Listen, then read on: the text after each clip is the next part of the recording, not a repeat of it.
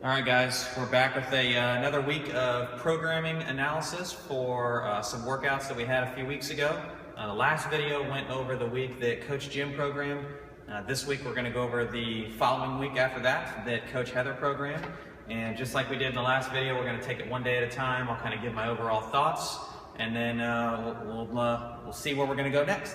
So Heather's entire theme of the week that we wanted to focus on is that we were going to go for accessory movements.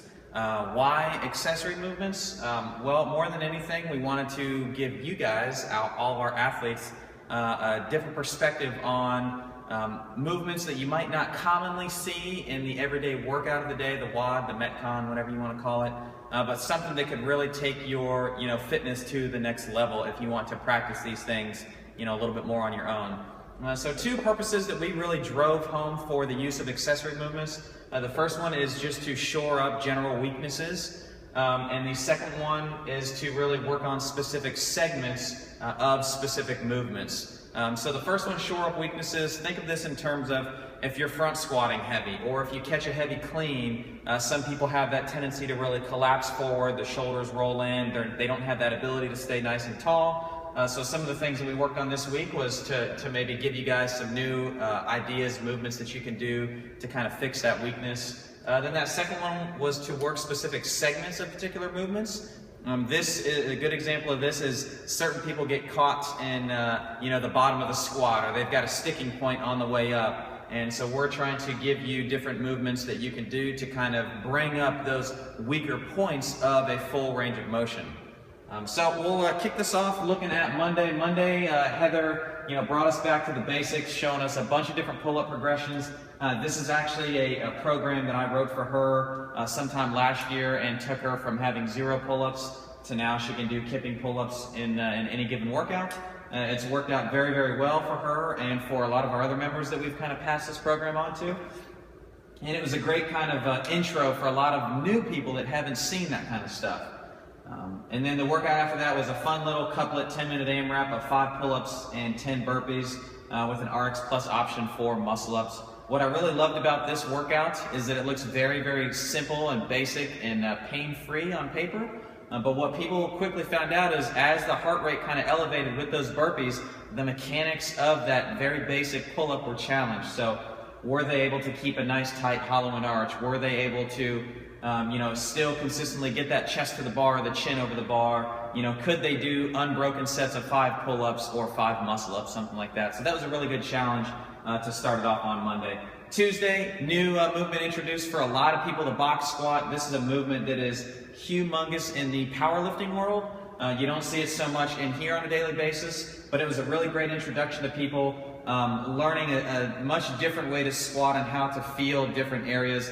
This is a really good one to shore up a potential weak spot in the range of motion for a squat. People got a lot of good feedback on that.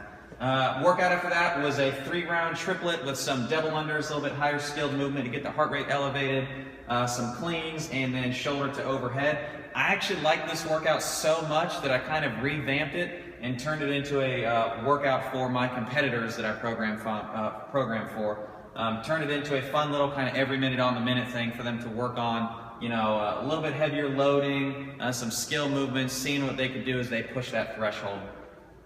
Wednesday, she took us into handstand progressions. Loved this. We actually showed a little video of some cute little gymnasts doing this work and making it look like a piece of cake. When you get adults upside down, they find that the story is a little bit different. We're not used to being upside down anymore once we've kind of grown up. And this was a great way for people to learn different ways to progress their handstand push-ups, or simply just getting comfortable being inverted, which is a big thing for a lot of adults.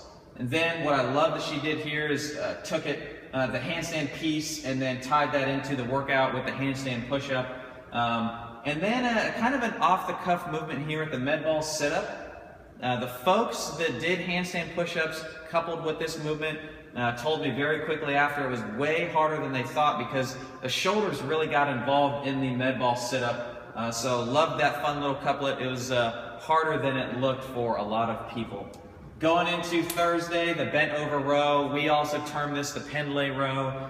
There is also the bent over row kind of in the bodybuilding world where the bar doesn't return to the ground each time, but we want to translate this directly into improvement in your back position when you're standing up from a heavy clean, heavy front squat, something like that. So we found that the bent over row or the pendlay row is a very, very good accessory movement for that. So we've got some good experience, exposure to this movement, but it was always good to go back to that. And then a little 500-meter row buy-in into a 5 round per time couplet, hand release push-ups and jumping squats.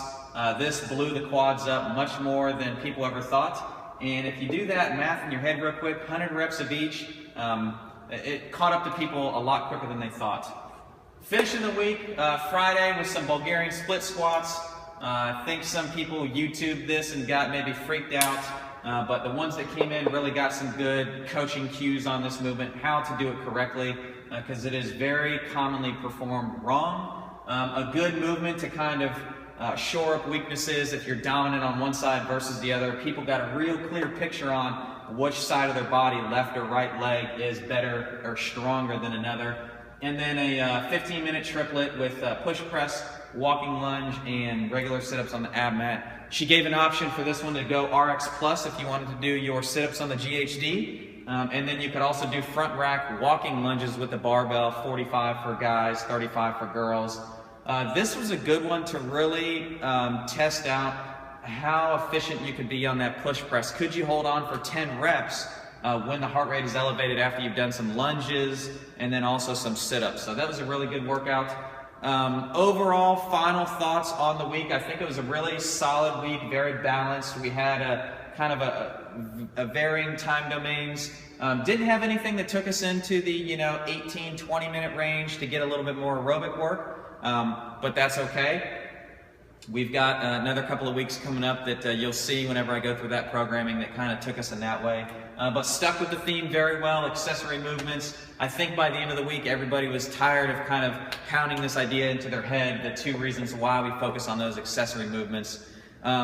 This was a very, very good dichotomy, kind of looking at last week versus this week. Last week, Jim's week, if you remember, we had a lot of focus on heavier lifting. This week, not so much so, because we introduced a couple of new movements to most folks, so they didn't really have anything to go off of, and we had a lot of gymnastics, kind of heavy stuff this week. But it was really good. Gymnastics progressions are things that aren't as sexy to work on as snatching a big weight, clean and jerking, deadlifting, back squatting, front squatting, things like that. But this is the stuff that really sets pretty fit people apart from very fit people. So working on these kinds of things. Again, great week. Loved it. If you guys got questions, comments, concerns, post them below, and we'll see what next week brings.